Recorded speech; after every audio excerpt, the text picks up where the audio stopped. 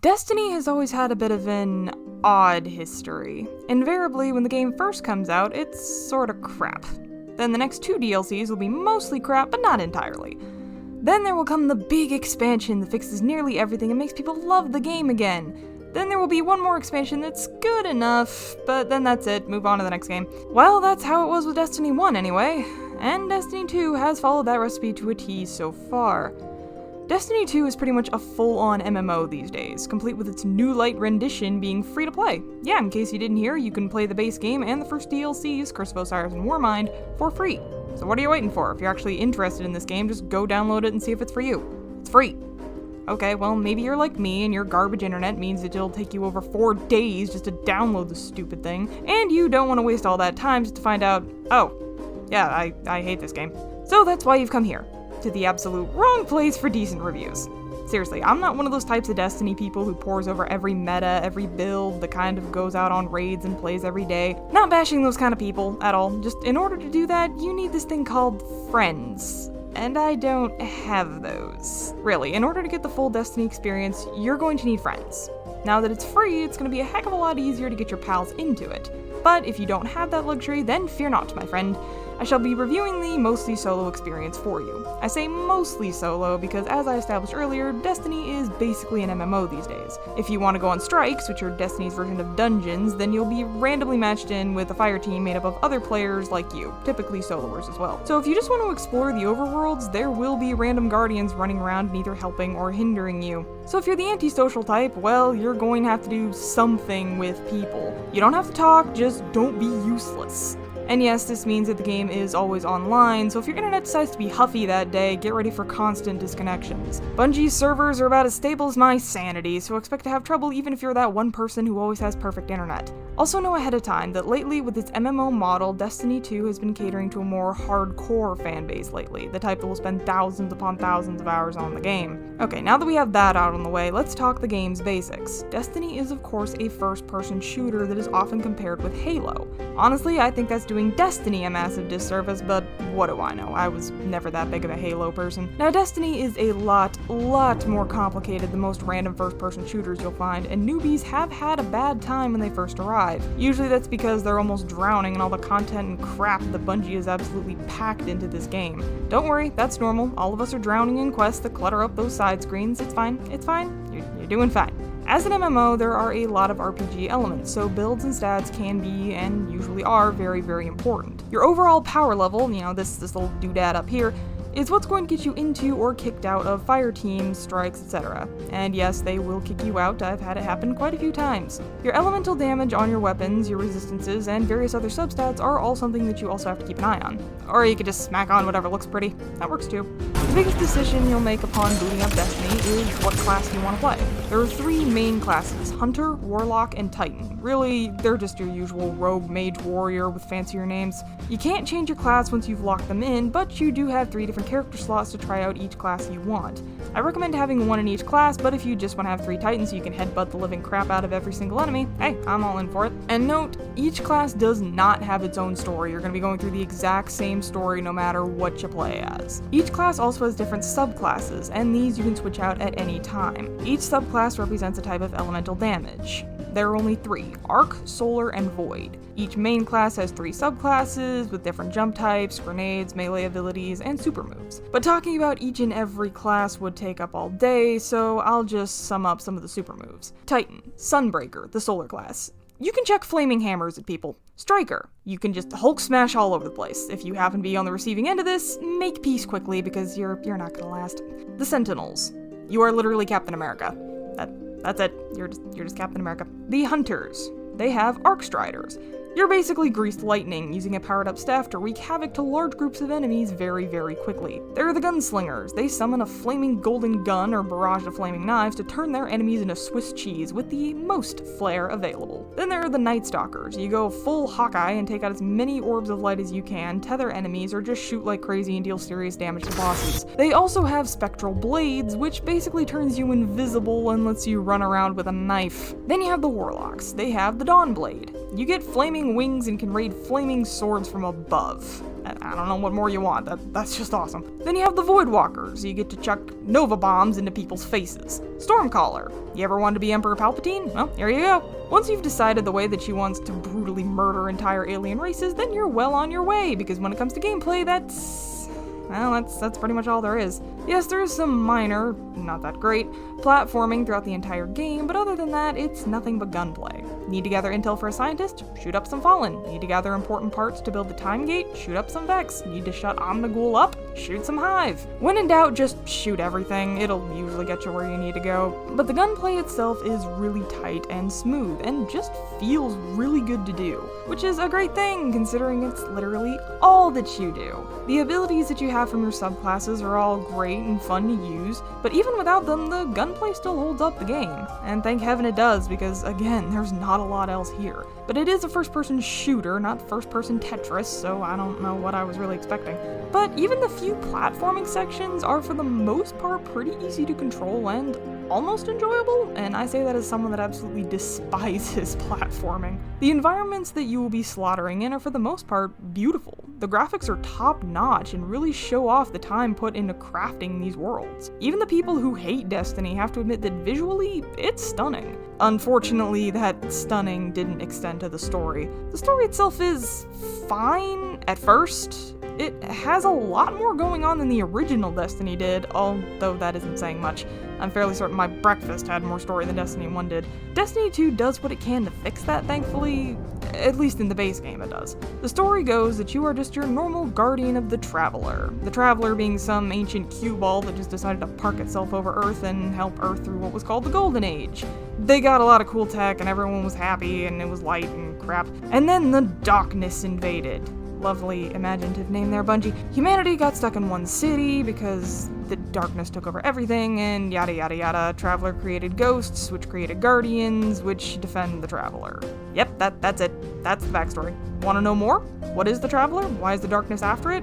How are there so many alien races attached to the darkness? Tough luck, bucko. This game doesn't explain diddly. But the story starts with you in the tower from the first games, really just your hub world. And it is deep within the last city, the place the Traveler protects and the last bastion of humanity. The place is currently under attack by the Cabal, a group only seen briefly on Mars in the original game. They never really did much and never really had any storyline of their own, so most people kind of forgot they were a thing, but they're front and center this time, with their villain,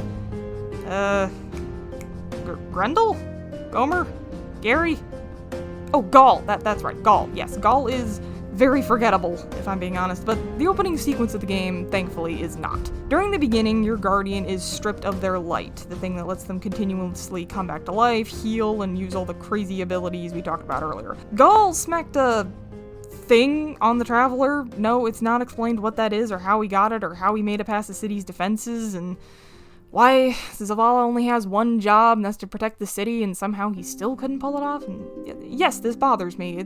So much in this game is never explained. And so, your guardian, wounded and helpless from his futile fight against Gaul, limps his way through a decimated city, watching the Cabal take over and destroy the thing he's fought to protect his entire life. This leads to a sequence called Journey, which is just, it's so good.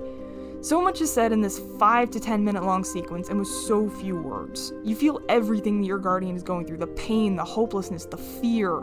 You feel his panic at realizing he can barely defend himself, the few enemies that appear that would have been easier earlier on when you had your light, but now are ridiculously challenging. And you feel the horror as you see helpless guardians that have been slaughtered by the Cabal, their bodies left to the elements. The tiniest spark of hope as a falcon flies overhead, leading you to somewhere, you're honestly not sure, but it has to be better than here, and it's such a good sequence. Seriously, if you're not going to play the game, at least go look up Journey. It's beautiful and really deserves as much credit as it gets. I did hear somewhere that they changed the music from the original though, which if they did, I would be very, very mad because that music was half the experience, but I don't know. I'm long since past that point on all 3 different save files, so I can't go back and experience it without deleting someone or something. The only problem with this amazing sequence that shows the fear and lack of any hope and strength from your guardian is that one mission later, they have their power back. What?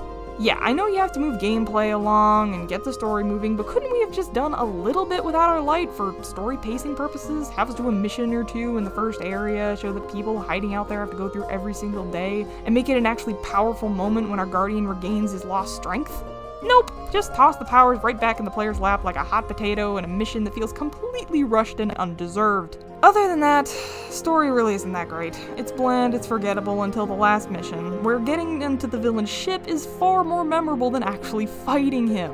So, yeah, story's pretty terrible, but, I mean, it could have been worse. But it could have been far better, especially with the vast lore in the Destiny franchise. Seriously, if you want some good stuff, go Destiny lore diving someday. There's some great stories in here, and that's pretty much it. That's all Destiny really has to offer in the base game. But what about the DLC stories? They're free now, some of them. Did Bungie slowly hone their craft over the course of production? Nope, they're actually worse. Curse of Osiris is probably the worst DLC in Destiny 2. It takes a cool character, a cooler concept, and something that fans have asked for a long time now, and somehow turns out something that really should have been left in the drawing room trash bin. The DLC takes Osiris, one of the most mysterious and interesting characters that was hinted at in Destiny 1, and turns him into just a terrible character with no mystery and no interest, pretty much ruining the character completely. The story involves something called the Infinite Forest, where different dimensions can be simulated without end. It's a very engaging idea that's sadly never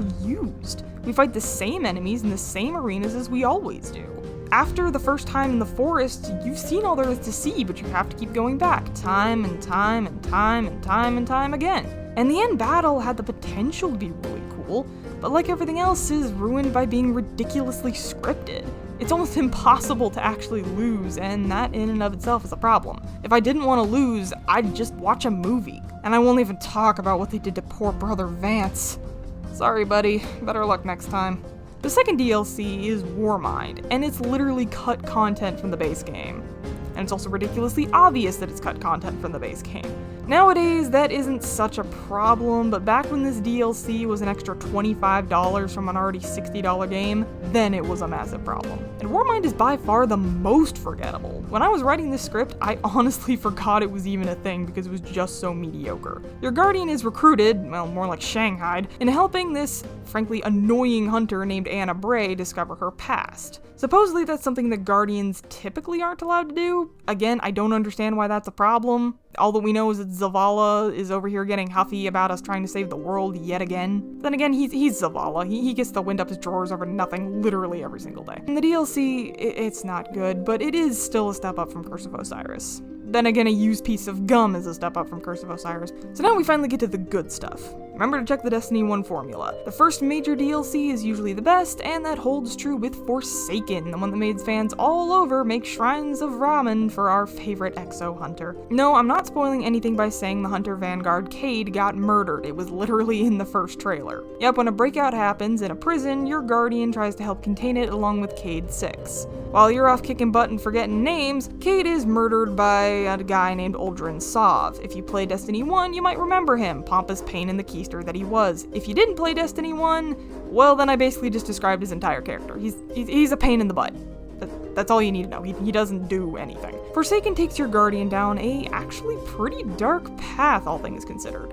Up until now, your Guardian has almost always listened to the Vanguard, the Traveler, and the Light. But now, the Vanguard, well, forsakes your Guardian. Zavala refuses to go after Cade's killer, despite Ikora telling him that, hey, that idiot could be dangerous, why the frick are we just letting him get away? Your Guardian reveals that they are not, in fact, a silent protagonist, and then we're off on a mission of vengeance to kill every single one of Uldren's crew and then Uldren himself. It's a great DLC that adds in some fun new areas, brings back some characters that I missed, and made me realize just how much of a twerp Zavala really is. It also added bows, one of my personal favorite weapons. It ended up adding the most content, and I have to say, if you're just gonna get one DLC for Destiny, make it Forsaken. And this is probably going to tick off a lot of people who loved the newest DLC, Shadowkeep. Yes, I loved Shadowkeep too, until I realized one massive, glaring problem. It's not the full story. Yep, Shadowkeep is literally a prologue to a story that is supposed to unfold over the entirety of 2020. Does that mean you'll have to buy the season pass to discover the rest of the story that you already paid $40 for? Probably. Honestly, I really hope they don't end up going down this path. Just give us the blasted story content for free. We bought the expansion, don't make us go and buy another $30 season pass. Heck, locking the Black Armory behind that was stupid enough as is. You're supposed to be better than Activision Bungie. Anyway, Shadowkeep is pretty good for what's there. Again, it feels like chapter 1 of a 20-chapter story, but what we have here is very good. Ghosts of both friends and enemies are appearing on the moon, seemingly brought by this strange pyramid that's been stuck on the ground. Your guardian's past literally comes back to haunt him as he works with a character named Eris Morn to try to figure out what the heck is going on around here. And no, you won't figure it out by the end of the DLC. It's a decent length of a DLC, but that was a garbage place to end it. After all the hype, it needed to be a full story. But as long as they give the people that paid for it the full story in 2020, it'll be fine. It'll be fine. If not, I am going to be very much ticked, because again, this was a $30 DLC that is basically only chapter 1. And no, you can't defend this with the, oh, well, they're going for the MMO, they're wanting people to pour a ton of hours into this. That's fine, but don't make me pay more for a story that I literally already paid for. But Shadowkeep is a fun DLC with what you get, especially for the older players who understand a lot of the monsters and characters that appear. It's a lot more fan service for older players, but new players can still get behind and have fun with it, without a doubt, but I'd kinda recommend that you at least look up stuff on the first game before really playing it. But overall, Destiny 2 is a game that doesn't have a ton of variety in its gameplay, but what is there is fun and solid. It's a good time with friends and still fun alone, for the most part. Honestly, with it being free to play, you're not really losing anything by at least just giving it a shot. And I'd say, yeah, if you're looking for a fun MMO-style shooter with a halfway decent story to lose a few hundred hours in, Destiny has you covered. But if you're looking for something with far more depth and nuance, you might want to look elsewhere. But now that it's free, it's a great time for all you new kindergartens to jump in and give it a go. But I have to say, if you are looking for something with more depth and just something that I don't feel is trying to attack my wallet every 2 minutes, I recommend a game called Warframe. If you take away one thing from this review, just make it, if Destiny doesn't look like your thing, go download Warframe. It has a better story, better characters, and all of its DLC and expansions are completely free. In fact, the game itself is completely free. The only thing that you really need to pay for are skins. And basically everything else can be worked for or traded in-game. So, yeah, if you think Destiny looks a little too money-grubbing for your taste, just Warframe. Just go get Warframe. It's on just about every platform. You could run it on a plate of french fries, I'm pretty certain. Also, if you are going to play Destiny, learn how to activate heroic events for the love of Fatalis. But until next time, have fun, Guardians.